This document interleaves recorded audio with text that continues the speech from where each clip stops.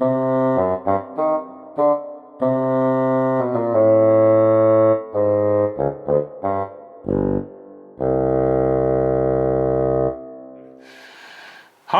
Alan Matthew here, and this is Give Me a Hint.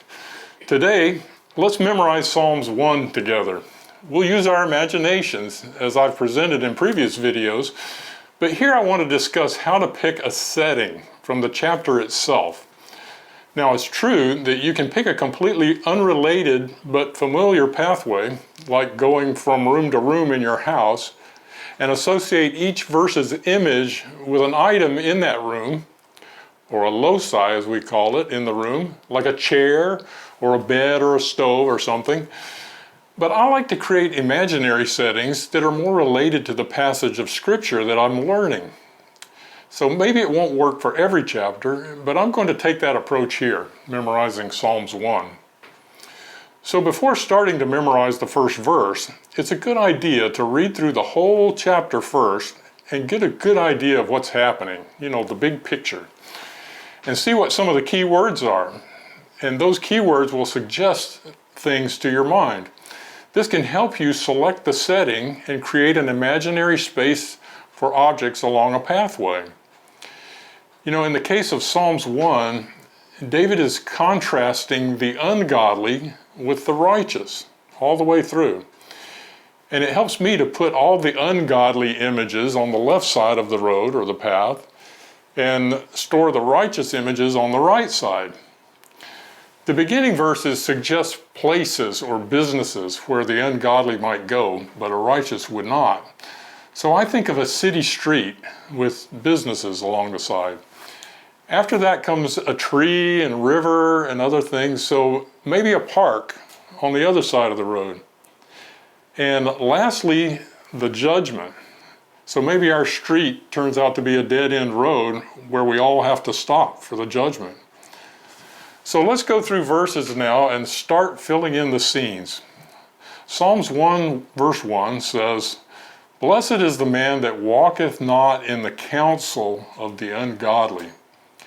This reminds me of palm readers and fortune tellers, actually, although it could even be a friend.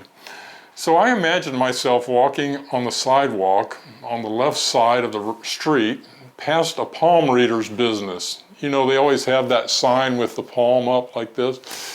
And so I just hold my hand up and say, "No, thank you." "Nor standeth in the way of sinners." Now I'm walking past a theater on the left with a line of people standing and waiting to get in to see some violent movie. "No, thank you, I'll pass." "Nor sitteth in the seat of the scornful."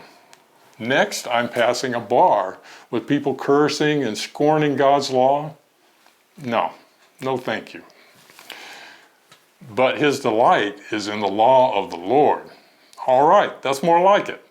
This is about the righteous. So I crossed the road to the right side and imagined going into a synagogue and opening the cabinet where they keep the scrolls containing the law. They'd probably throw me out, right? "And in this law doth he meditate day and night." So I roll myself up in one of the scrolls and see myself wearing it like a cloak day and night, and even sleeping in it. Verse 3, "And he shall be like a tree planted by the rivers of water." So right next door to the synagogue, I approach a beautiful tree growing right by a crystal clear river with sparkling water that bringeth forth his fruit in his season. Now I'm watching the fruit growing and hanging down from the limbs, like a time-lapse video. "His leaf also shall not wither." And I'm noticing the rich green leaves that are filling in the tree and providing shade. "And whatsoever he doeth shall prosper." Well, this is a general statement at the end of the verse. So I just see the whole tree, fruit, leaves, stream, all of that together in one prosperous setting. So verse 4, "The ungodly are not so." Well, here comes the contrast again. So I cross the street, get to the left side, but are like the chaff which the wind driveth away.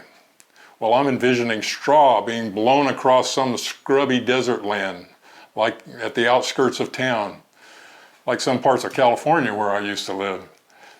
Verse 5, therefore the ungodly shall not stand in the judgment.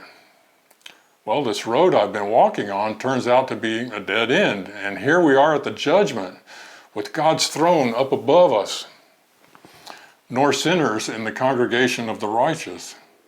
So I look across the street to the right side, where only the righteous are standing, looking up at the throne of God. Verse 6, for the Lord knoweth the way of the righteous. How does he know? Well, he has the books open in front of him for the judgment. But the way of the ungodly shall perish. Well, this is kind of a sad ending, but I see the ungodly on the left side, lying on the dry, scrubby desert floor. So that's it. Only 6 verses. So now just go back to the beginning and walk back down that street quickly and see each of the images on the left and the right. So the first, the palm reader, and then the theater, and the bar, and then cross to the synagogue and the scroll, the tree and the river and the fruit and the leaves and the whole beautiful park setting. And then there are the ungodly on the other side, like chaff being blown away. And then the judgment, where the ungodly can't stand, but the righteous do. And finally, the Lord examining the books and knowing the way of the righteous, but the ungodly's way is perishing. So now that you can see the whole sequence, now go back and get the wording of the verses just right. Sometimes it takes a little practice to correctly remember the wording of such phrases like, that bringeth forth his fruit in his season. Now, that's not really the way I would say it. Here is where a little repetition will bring familiarity, but it won't be nearly as hard now that you see the fruit growing out of the tree and hanging there for you to pick. This method of memorizing starts at the top, the big picture, and works its way down so that everything is organized and integrated in the mind's eye. And this is a much easier way to remember than starting out trying to perfectly remember each word before you go on to the next verse.